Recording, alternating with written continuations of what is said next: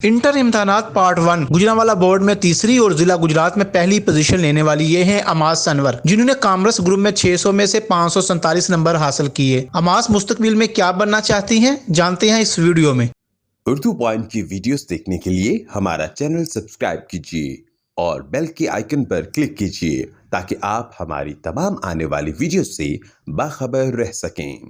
कितने कितने घंटे आप यानी स्टडी करते रहे हैं तो उसका नतीजा ये निकला कि आप गुजरात के टॉपर बन गए? कॉलेज के बाद आम रूटीन में तो 5 से 6 आवर्स, अगर टेस्ट एंड साथ तो 8 आवर्स मस्ट होते हैं, और एग्ज़ाम्स में तो तकरीबन सारा दिन लग जाता है। जब कौन सी क्लास में थे जब आपके वालिद साहब वफात पा गए? मैं 5th स्टैंडर्ड में थी।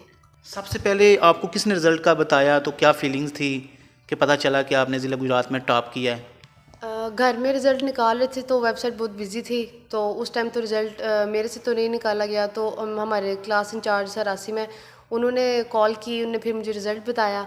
तो उस टाइम वैसे अनाउंस नहीं हुआ था पोजीशन का, तो फिर 1 घंटे बाद दोबारा कॉल आई कि कॉलेज आए। तो फिर हम कॉलेज आए तो तब प्रिंसिपल सर ने हमें बताया कि आपकी पोजीशन आई है।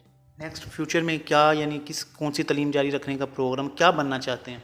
मैं आगे फ्यूचर में मैंने सोचा है कि मैं सीए करूं। सीए के लिए फिर मैंने आईकॉम किया। आपने मैट्रिक में 1030 नंबर लिए हैं, कॉलेज वालों ने कितनी फ़ीस आपसे ली है, कितना सपोर्ट किया? 1030 मार्क्स थे मेरे मैट्रिक में, तो एडमिशन टाइम पे मेरी फ़ीस 1 लाख के करीब थी, तो स्कॉलरशिप लग के मेरी फ़ीस जो 15,000 हो गई थी। जो लड़कियां मैट्रिक या FA के बाद घर बैठ जाती हैं या शादी के बाद नहीं पढ़ती, उन लड़कियों को कोई मैसेज देना चाहें?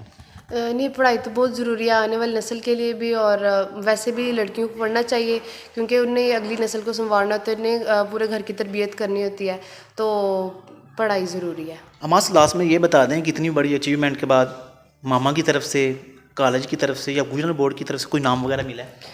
गुजरांवाला बोर्ड की तरफ से तो कोई इनाम नहीं मिला। कॉलेज की तरफ से बहुत मुबारकबाद मिली है, सब बहुत खुश हैं। और घर में मामा ने मुझे बोला है जो तुम जो चीज़ बोलोगे तुम्हें लेके दूंगी। तो अभी तो ये प्रोसेस में है, तो अभी मैंने ही नहीं बताया क्या लेके देना है। तो वैसे मामा ने मुझे बहुत दुआएं दी हैं, मेरे लिए ही बहुत काफ़ी है। वैसे आपने मामा को तो बताया नहीं, लेकिन हमें बता दें कि क्या मामा से गिफ्ट लेना चाह रहे हैं? नहीं, अब मैंने ऐसा कुछ सोचा ही नहीं कि मैं क्या गिफ्ट लूँगी। मैंने कहा मामा जो खुशी से दे दूँगी मैं ले लूँगी।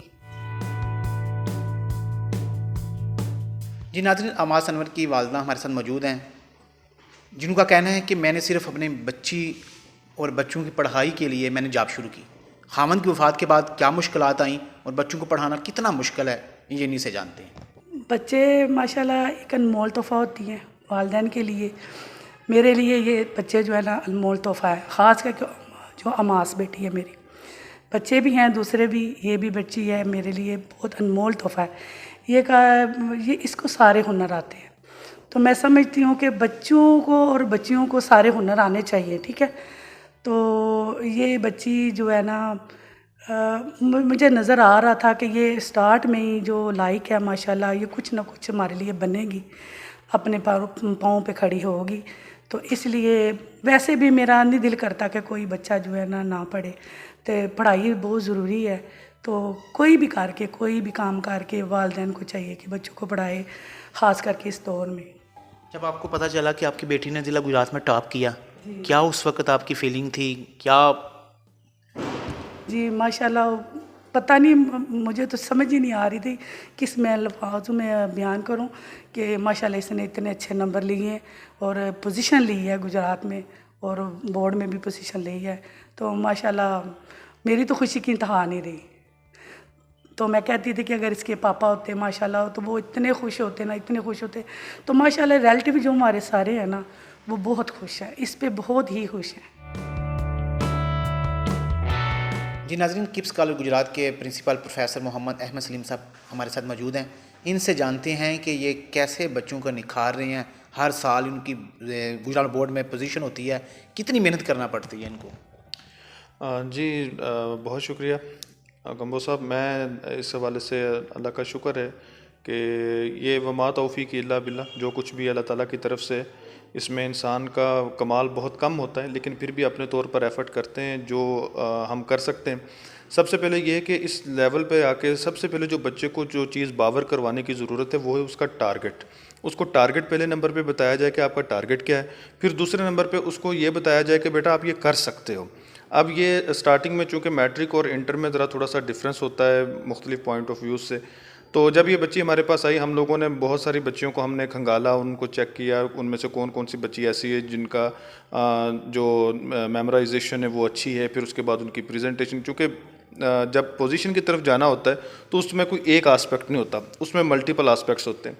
तो फिर हम लोगों ने क्या किया कि इनके मैट्रिक की बेस के ऊपर जो इनके मार्क्स की परसेंटेजेस बनती थी उसकी परसेंटेजेस निकाल के हम लोगों ने सब्जेक्ट वाइज हम लोगों ने उनके फिर टारगेट सेट किए। इस बेटी को बताया कि बेटा अगर बोर्ड का जो टॉपर है वो कितने, अगर फ़र्ज़ करें कि ये एक इंग्लिश पढ़ रही है तो इंग्लिश में बोर्ड का टॉपर कितने मार्क्स लेगा, वो इनको टारगेट दिया और वही फिर इनके पासिंग मार्क्स भी रख दिए कि अगर आप इससे कम मार्क्स लेते हैं तो इसका मतलब है कि आप हमारे नज़रों में पास नहीं कर रहे हैं, उसको हमारे क्राइटेरिया को मीट नहीं कर रहे।